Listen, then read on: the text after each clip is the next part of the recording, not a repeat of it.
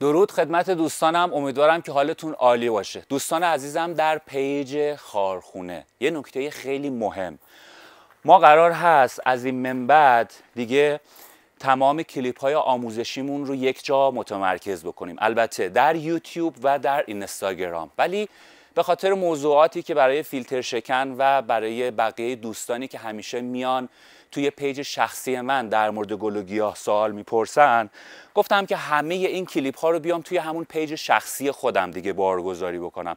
اگه قسمت فالوینگ ها رو نگاه بکنین، کیانی نقطه محمود که همون پیج شخصی من هست رو میبینین و این زیر هم براتون میذارم.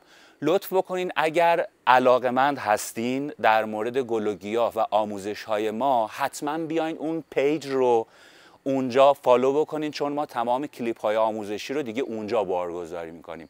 در خدمتون هستم و اونجا منتظرتونم. بدرود.